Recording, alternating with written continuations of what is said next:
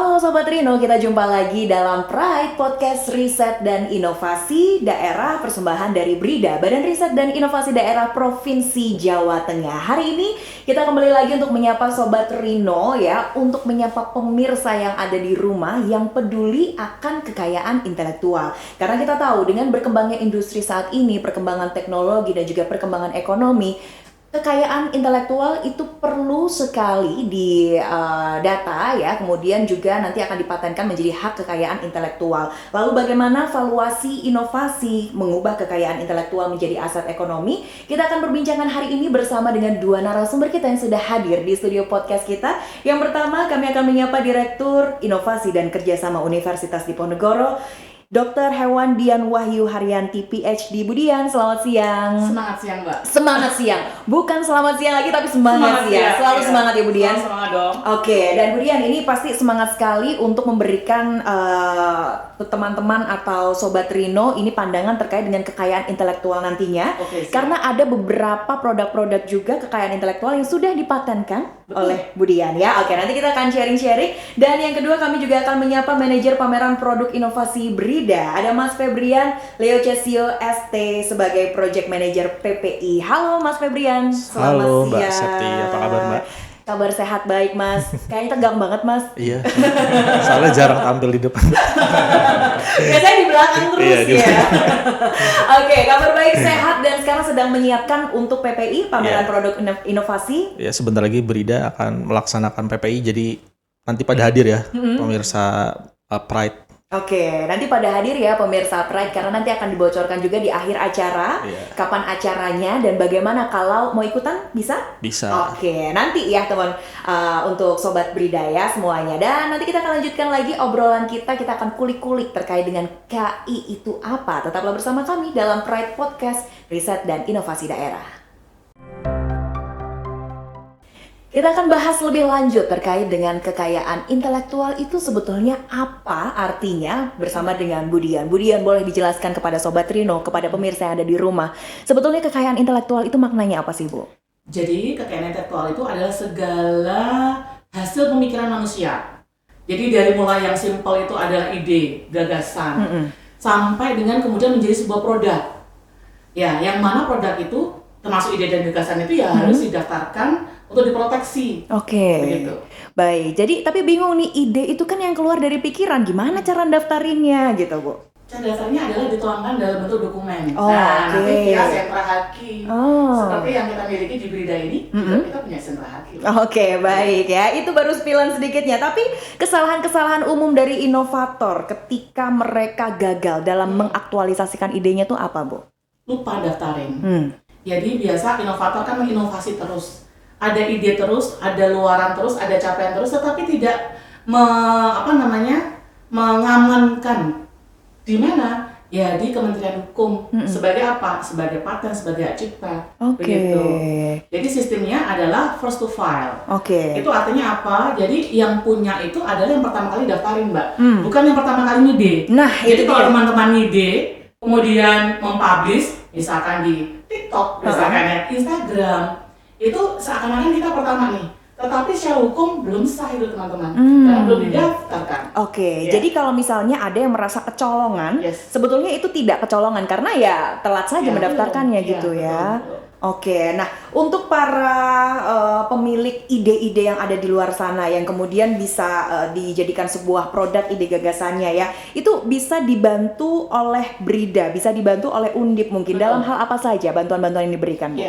Kalau di Undip, kita punya sentra KI, jadi direktorat kami, Direktorat Inovasi dan Kerjasama. Jadi kami melayani pendaftaran mulai dari paten sederhana, hak cipta, merek, desain industri, sampai PVT, perlindungan varietas tanaman kita juga bisa. Komplit ya? Komplit, paket lengkap. Nah, ini adakah strategi-strategi khusus untuk mendaftarkan KI tersebut, Bu? Udah pasti diterima atau bisa ditolak juga sebetulnya, Bu? Bisa ditolak. Mendaftarkan itu boleh ditolak. Gitu. Kalau nggak ditolak namanya pengumuman. Gitu ya. Jadi strateginya apa? Yang pertama kali adalah kami melayani para peneliti Undip itu dengan memberikan coaching bagaimana cara menyusun deskripsi paten misalkan. Bahkan kami juga biasanya mendatangkan pemeriksa dari DJKI, dari Kementerian Hukum, Mbak, ke Semarang untuk kemudian kan ada peneliti-peneliti yang muda yang belum pernah begitu. Kemudian kami juga mendampingi dalam setiap prosesnya. Jadi setelah daftar itu ada pemeriksaan substantif namanya. Nah kami mendampingi sampai kemudian mendapatkan granted, sampai tersertifikat. Nah itu prosesnya cukup panjang sih. Tetapi sebetulnya ketika teman-teman semuanya daftarin paten, tanggal teman-teman daftar paten itu sudah dilindungi itu. Jadi jangan kemudian berpikir nanti dapat sertifikatnya lama. Ya kalian daftar aja, terdaftar itu sudah menjadi hak milik kalian secara hukum. Biasanya prosesnya berapa lama sih Bu waktu yang dibutuhkan? Kalau paten sederhana cukup singkat, mungkin 6 bulan. Kalau paten biasa itu agak lama karena klaimnya lebih banyak. Tapi ide-ide yang bisa dipatenkan, ada ide-ide khusus nggak Bu? Atau ide-ide sebetulnya ideku receh nih, paling nggak usah lah dipaten-patenkan gitu, atau seperti apa sih Bu? Jadi gini teman-teman, paten itu artinya kita mendaftarkan suatu invensi, temuan begitu.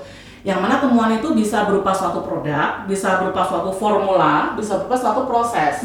Misalkan nih Mbak bikin rotinya itu tinggi antioksidan misalkan, rendah gluten misalkan, tinggi vitamin C misalkan, terus proses pembuatannya Mbak patenkan, formulanya Mbak patenkan, atau produknya jadi satu dipatenkan begitu. Nah kebanyakan dari kita itu berpikir bahwa paten itu must be high tech, itu sebenarnya kurang tepat sih.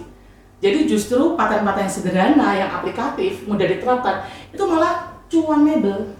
Gitu. Alias the label. The label ya. Iya. Nilai cuannya justru lebih ya Bu ya. Contohnya apa Bu misalnya? Sebagai contoh kalau di Undip itu kita sudah dapat royalti dari misalkan kalau alat kesehatan kita bikin software nih yang mana membantu dokter CT scan. Alat CT scan itu kan banyak banget. Jadi software pasti dibutuhin kan? Gitu. Terus kami juga membuat itu keramik yang di dalamnya ada enceng gondok. Nah, rawa pening kita banyak enceng gondok. Ternyata enceng gondok itu bisa menyerap ini cacat akustik. Kalau misalkan kita di ruangan podcast suaranya nggak indah gitu ya, pakai keramik yang Undip, kan. Nah, itu juga doable ternyata cuanable. Begitu. Jadi nggak harus yang high tech.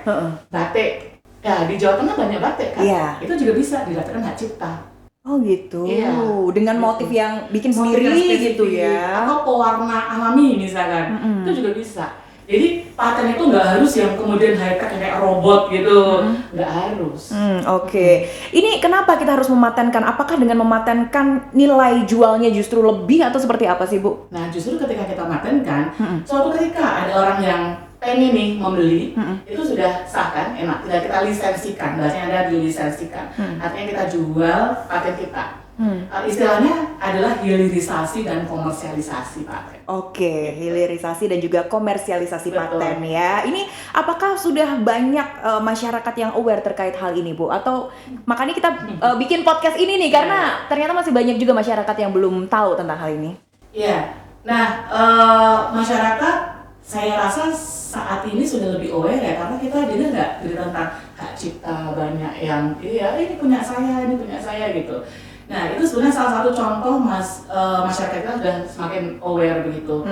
Dan industri juga sama. Jadi industri sekarang karena dia berpikir kalau aku R&D mahal nih gitu, mendingan ambil aja paten dari universitas. Kenapa? Karena mereka kan udah melakukan riset itu bertahun-tahun. Budgetnya banyak pastikan gitu, jadi tinggal ambil aja. Jadi dia melakukan lisensi terhadap paten yang dimiliki oleh universitas, itu sudah banyak. Sudah banyak ya, dan ini berarti sekarang sudah banyak yang melek ya, kita sebarkan lagi hari ini terkait dengan kekayaan intelektual, karena dari ide itu ternyata doable. Doable dan cuanable. Doable dan cuanable ternyata kalau kata Bu Dian ya. Nah, ini kalau kekayaan intelektual ini kan bukan cuma sertifikat tapi juga soal perlindungan nilai ekonomi ya. Tanpa perlindungan KI ini, memamerkan produk komersil berarti apakah sama saja dengan membuka dapurnya kita, membuka rahasia umumnya kita? Betul. Jadi kalau misalkan ada orang yang meniru, misalkan produknya teman-teman ini bagus, gampang ditiru apalagi ya, terus kemudian aplikatif, ya jangan salahkan orang yang kemudian menjiplak. Karena memang belum ada perlindungannya, makanya itu perlu dilindungi. Oke, perlu dilindungi. Ada juga nilai ekonominya. Betul. Ya. Oke, baik. Nanti kita akan lanjutkan lagi ya, Bu Dian ya, obrolan kita pemirsa. Tetaplah bersama kami dalam Pride Podcast Riset dan Inovasi Daerah. Kita masih di Pride Podcast Riset dan Inovasi Daerah. Masih dengan Bu Dian ya. Ini membuka mata kita lebar-lebar kalau ternyata ide kita itu luar biasa berharga, luar biasa bernilai seperti itu ya. Jadi ini untuk sertifikat KI itu bukan cuma selembar sertifikat aja ya Bu ya, tapi nilainya lebih dari itu. Betul. Nilainya lebih dari itu. Mungkin boleh dijelaskan Bu Dian, nilai dari selembar sertifikat yang tidak hanya cuma sertifikat saja ternyata. Iya, yang pertama tentu saja itu menjadi marker bahwa gagasan, ide, produk itu menjadi milik kita, begitu. Pertama itu. Yang kedua, ketika kemudian kita nanti bertemu dengan mitra industri, UMKM aja lah yang simple ya, itu sudah bernilai ekonomis, bernilai cuan, valuable. Jadi sah nih nanti transaksinya, misalnya monetisasinya oke, begitu. Karena teman-teman yang namanya paten, hak cipta itu adalah aset tak berwujud, ATB. Jadi kalau aset mobil, motor itu berwujud, tapi ini aset yang tidak berwujud, yang mana ini bisa kita cuankan. Ada satu lagi Mbak yang menjadi mungkin banyak pertanyaan, termasuk juga para peneliti Undip dan juga Bapak Ibu dan teman-teman lainnya ya. Kemudian setelah kita daftarkan ke Direktorat Hukum, ke Kementerian Hukum, Direktorat Jenderal Kekayaan Intelektual, apakah kemudian bayar aja kemudian terus jadi milik kita terus gitu? Ada nggak biaya pemeliharaan? Ya biasanya gitu, males daftarnya nanti biayanya mahal. Sebenarnya kalau UMKM termasuk perguruan tinggi, ya Undip juga termasuk di dalamnya, itu 5 tahun pertama gratis. Ya, pada belum tahu kan, makanya daftar juga.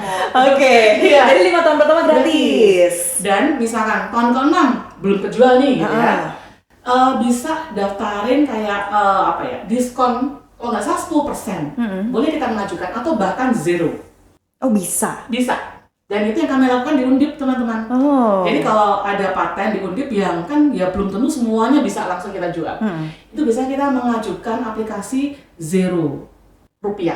Oke. 0 rupiah. Syaratnya apa Bu? Syaratnya harus ada surat pernyataan bahwa belum dikomersialisasi. Oh gitu. Belum terjual. Begitu. Iya. Nah, untuk pemeliharaan, untuk mulai dari pendaftaran deh Bu, range harganya berapa sih Bu untuk mematenkan sebuah kekayaan intelektual itu? Oke. Kalau range harga, nanti teman-teman bisa cek di websitenya Direktorat Jenderal Kekayaan Intelektual, DJKI. Kalau nggak salah, kalau paten itu daftarnya 200.000. Paten sederhana 200.000. Kemudian kalau paten biasa 350.000. Pemeriksaan substantifnya 500.000. Ya, tapi kalau kami di Undip, semuanya dibiayai oleh Undip. Jadi coba bisa ditanya ke dasar Undip. Insya Allah semuanya free. Oke. Kalau di Undip ya. Oke, berarti nanti proses pengajuannya seperti apa Bu? Misal dibantu oleh Undip gitu? Betul. Nanti proses pengajuannya adalah jadi para nanti yang mengajukan, kita nyebutnya inovator atau inventor, akan membuat deskripsi paten. Kemudian ada dokumen-dokumen yang harus dilengkapi, kemudian dibawa ke sentra haki. Saya rasa di Brida juga akan sama, pasti ada formnya, dibawa ke sentra haki yang kemudian mendaftarkan ke DJKI, begitu. Jadi semuanya pasti akan terlayani oleh sentra haki, baik di Brida maupun di Undip. Masa tunggu sambil deg-degannya berapa lama Bu? 6 bulan kalau paten sederhana. 6 bulan untuk paten sederhana ya. Jadi itu ternyata simple caranya Bu ya, tapi untuk masa depan kita, apalagi nilai-nilai ekonomi itu cuanable loh pemirsa ya. Jadi silakan Anda mendaftarkan. Nah, untuk kiat penjaringan ide sampai penentuan inovasi atau temuan yang layak untuk didaftarkan KI itu seperti apa Bu? Nah, kalau penjaringan ide sebetulnya banyak sih. Jadi kalau di Undip sendiri, kita setiap kali ada hasil penelitian selalu kami daftarkan. Apalagi yang penelitiannya yang itu ada potensi market ke depan, cuanable, valuable, harus kita daftarkan gitu. Ya, makanya servis kami adalah melakukan pendampingan tadi, pelayanan, dampingi, mulai dari nulis, drafting paten, sampai nanti ketika dipanggil oleh Kementerian Hukum, diperiksa, kita mendampingi. Begitu, sampai dengan kemudian terbit sertifikat. Oke, semuanya sudah pasti dari hulu sampai hilir. Pokoknya nanti sambil terima beresnya gitu ya. Kemudian nanti tinggal 5 tahun pertama gratis, tahun berikutnya ada biaya pemeliharaannya.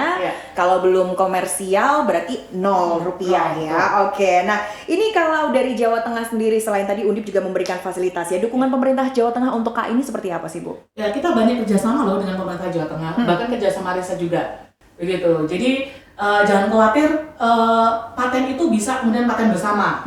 Misalnya nih, peneliti di Undip bekerjasama dengan peneliti di Pemprov Jateng, itu nanti kita bisa paten bersama.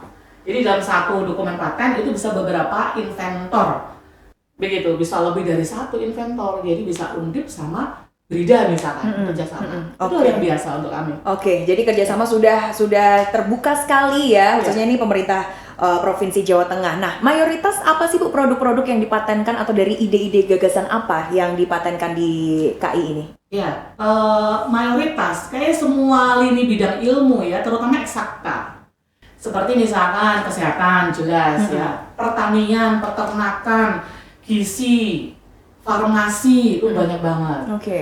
Kalau bidang ilmu sosial memang karena investasinya bukan berupa produk ya, jadi bentuknya bukan paten. Oke, kalau Ibu sendiri ini sudah mematenkan banyak pasti ya. Mungkin boleh sebagai gambaran ke pemirsa juga, ide-ide atau temuan apa saja sih yang sudah Budian patenkan di kekayaan intelektual ini? Jadi sampai dengan saat ini insya Allah saya sudah punya sekitar 17 paten. Wow. Dan 10 hak cipta.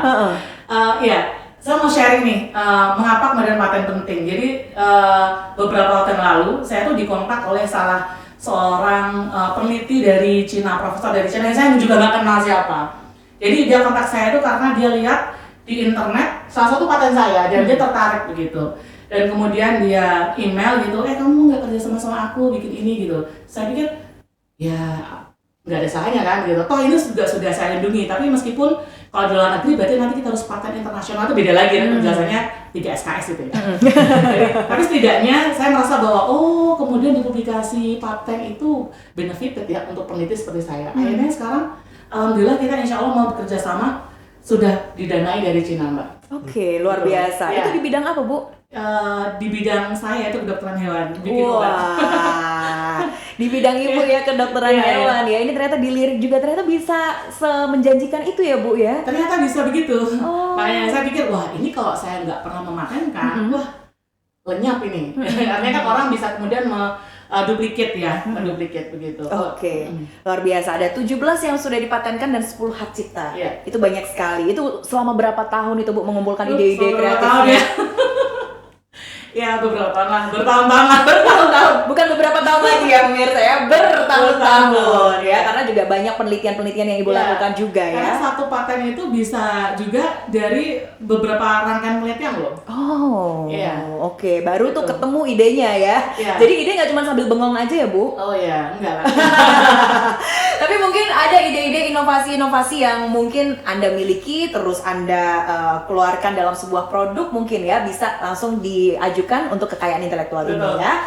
Oke, dan sebagai informasi pemirsa, kami akan memberikan informasi untuk Anda terkait dengan fasilitas kekayaan intelektual oleh Pemda Provinsi Jawa Tengah. Kalau tadi sudah disinggung oleh Budian ya, pemerintah Provinsi Jawa Tengah, salah satunya Brida, ini juga bekerja sama dengan Universitas Diponegoro dan mungkin universitas-universitas lainnya juga untuk terkait dengan kekayaan intelektual ini. Nah, sejalan juga dengan program Gubernur, pemerintah Provinsi Jawa Tengah ini terus mendorong pertumbuhan kekayaan intelektual di lingkungan Provinsi Jawa Tengah. Untuk menyelaraskan program itu, pemerintah Provinsi Jawa Tengah ini sudah mendelegasikan 4 organisasi perangkat daerah atau OPD untuk melaksanakan program yang dimaksud. OPD-nya pasti. Yang pertama adalah Badan Riset dan Inovasi Daerah Brida Provinsi Jawa Tengah yang menyediakan fasilitasi pendaftaran kekayaan intelektual berupa paten sederhana dan hak cipta. Kemudian, Dinas Perindustrian dan Perdagangan Disperindak Provinsi Jawa Tengah ini untuk hak merek, dan juga Dinas Koperasi dan Usaha Kecil dan Menengah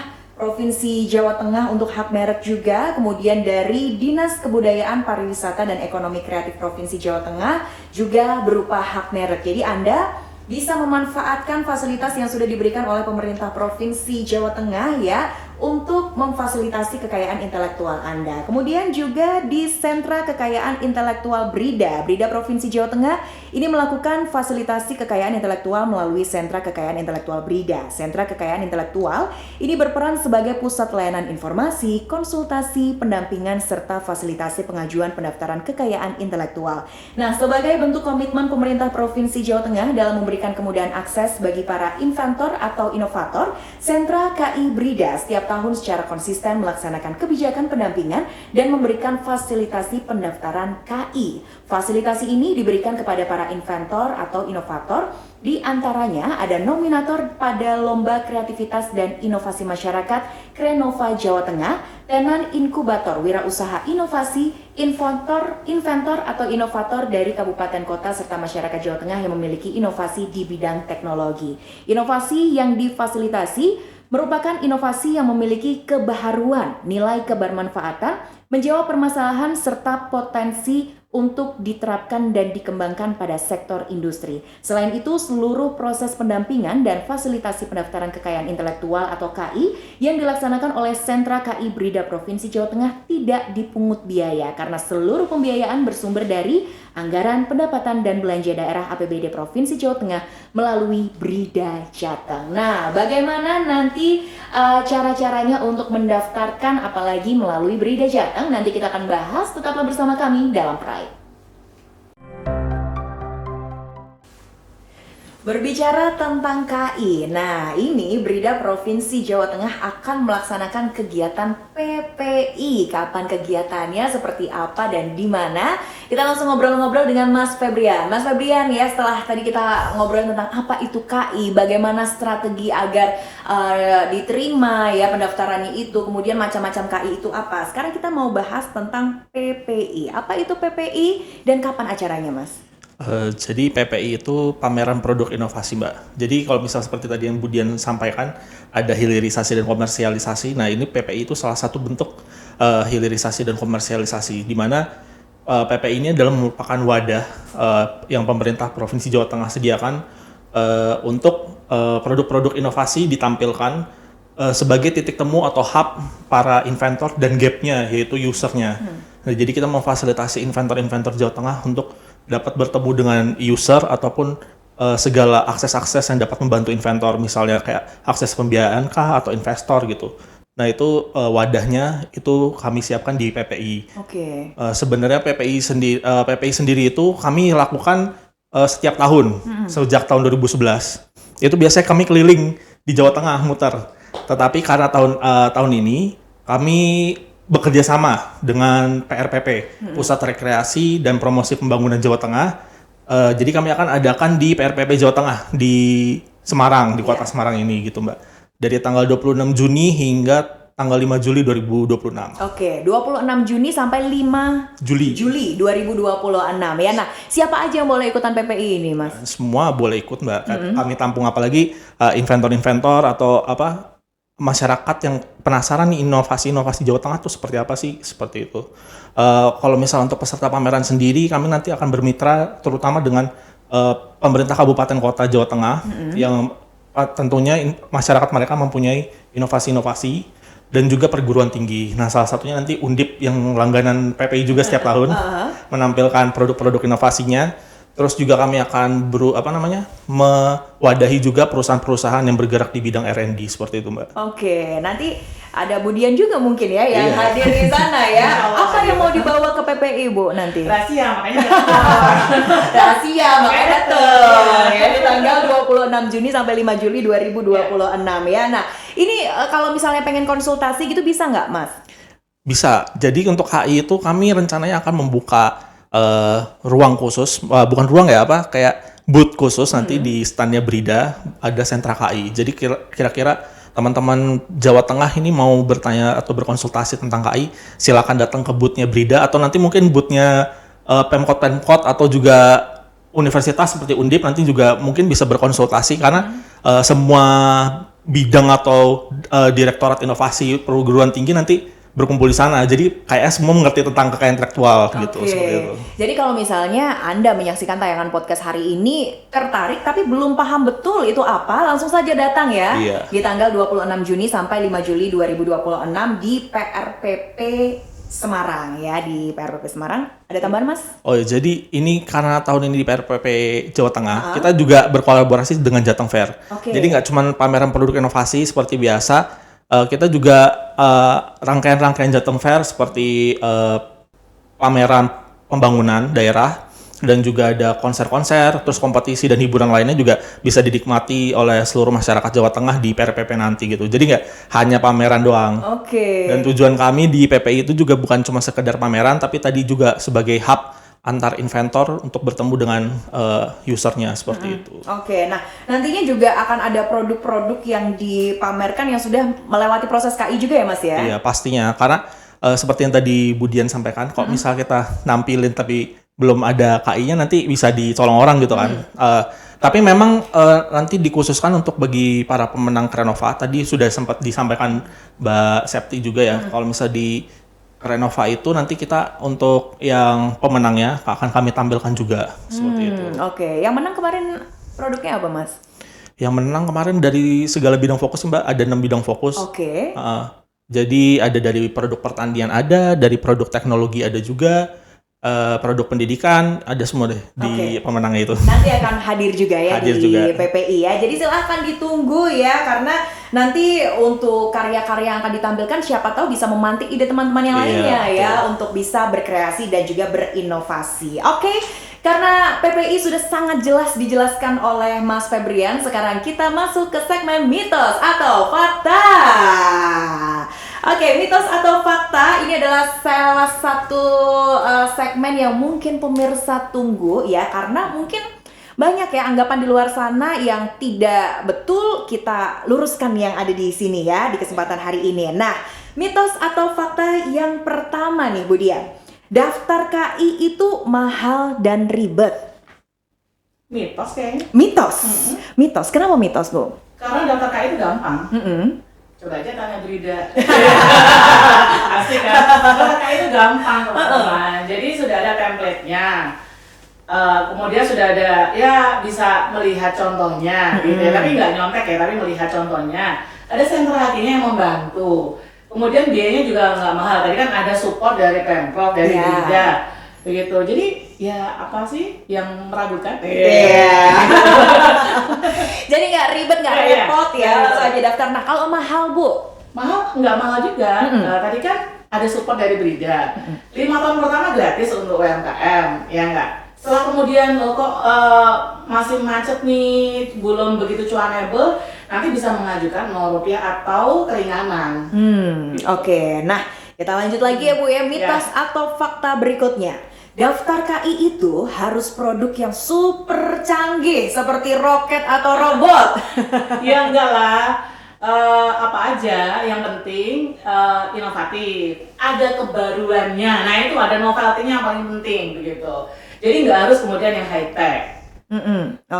Ada kebaruannya ya. Jadi nggak harus bikin robot ya Bu ya? Nggak harus. Walaupun bikin robot juga boleh-boleh aja kan? Boleh banget. Nanti masukin Krenova. Masukin Krenova, siapa tahu jadi juara nanti ya. Yang terakhir Bu, mitos atau fakta, perlindungan KI tidak selamanya alias memiliki jangka waktu tertentu. Oh itu fakta kalau itu. Fakta ya. Iya, jadi kalau paten sederhana itu 10 tahun. Paten biasa 20 tahun. Kalau hak cipta seumur hidup penciptanya. Kalau penciptanya meninggal, nanti dialihkan ke pencipta nomor 2. Begitu. Ya, kenapa sih kalau nggak seumur hidup? Loh, teknologi itu berkembang, guys, gitu ya. Jadi kalau kita punya paten sederhana, itu kan sederhana, klaimnya cuma 1. Jadi 10 tahun aja. Toh nanti kita bisa berinovasi lagi, kita bikin baru lagi. Gitu. Berarti kalau bikin baru lagi harus dipatenkan ulang lagi atau seperti apa? Iya dong, didaftarkan lagi aja. Didaftarkan lagi ya, Itu tadi mitos atau fakta, kita tepuk tangan dulu, yeay. Sudah terjawab ya mitos-mitos dan juga ternyata ada faktanya juga dari bahasan kita hari ini. Nah, mungkin apa nih Bu yang terakhir pesan-pesan untuk Sobat Rino, untuk pemirsa yang ada di rumah terkait dengan kekayaan intelektual ini, bahasan yang sudah kita bahas hari ini, silahkan Ibu. Ya, jadi kesimpulannya daftar KI itu tidak susah ya. Tidak susah, mudah, dan ada lembaga-lembaga yang bisa membantu teman-teman untuk daftar KI, yaitu terutama satu lagi Brida. Gitu. Jadi datang yuk ke PPI nanti, tanya-tanya sama Brida, lihat-lihat produk inovasinya Jawa Tengah, begitu, dan juga datang ke standnya Brida dan datang ke standnya Undip. Kita nanti bisa lihat, kita nanti bisa mengamati, mungkin kita bisa meniru dan memodifikasi untuk mengembangkan ide dan gagasan kita. Oke, amati, tiru, modifikasi boleh ya Bu ya? Oh, boleh. Boleh. Oke, terima kasih Bu Dian dari Mas Febrian. Apa nih Mas pesan-pesannya? Mungkin boleh diajakin pemirsa untuk datang ke PPI. Jadi teman-teman di Jawa Tengah, ayo kita ke PPI nanti tanggal 26 Juni sampai 5 Juli. Kita nyaksiin semua inovasi-inovasi yang ada di Jawa Tengah, mau dari ujung baratnya Jawa Tengah, Cilacap, sampai ujung timurnya Jawa Tengah. Ujung timur Jawa Tengah apa ya? Mana ya? Blora. Blora, Wonogiri gitu. Nah, itu semua ada tersedia di PPI nanti di PRPP Jawa Tengah. Jadi jangan lupa ya ke PRPP Jawa Tengah. Nanti banyak juga, nggak cuma PPI, ada konser, ada hiburan-hiburan lainnya seperti itu. Oke, dan jangan lupa ketemu juga dengan Bu Dian. Ketemu juga dengan Mas Febrian. Baik, terima kasih Bu Dr. Hewan Dian Wahyu Haryanti PhD, Direktur Inovasi dan Kerjasama Universitas Diponegoro. Terima kasih Bu ya. Hari ini kita sudah terbuka semua matanya untuk yuk sering-sering berinovasi, tapi tidak hanya berhenti di situ. Ayo kita daftarkan kekayaan intelektual kita. Terima kasih Ibu. Sama-sama. Sudah mendorong kita bersama untuk cuanable. Cuanable. Terima kasih juga Mas Febrian Leo Cesio ST, Project Manager dari pameran produk inovasi Brida. Semoga nanti lancar di bulan Juninya. Amin. Saya kayaknya masih available sih itu ya. Oh, siap. Nanti kalau misalnya urusan tampil menampil nanti Mas Lana sekarang. Oke. Promosi jalan terus. Pokoknya semua serba promosi hari ini ya. Terima kasih juga untuk Anda Sobat Rino yang sudah menyaksikan podcast kita hari ini. Yuk kita daftarkan kekayaan intelektual kita bersama ya, agar punya nilai ekonomi ke depannya, dan jangan ragu untuk daftarkan ke Brida Provinsi Jawa Tengah. Saya Septiana Dewi undur diri, sampai jumpa.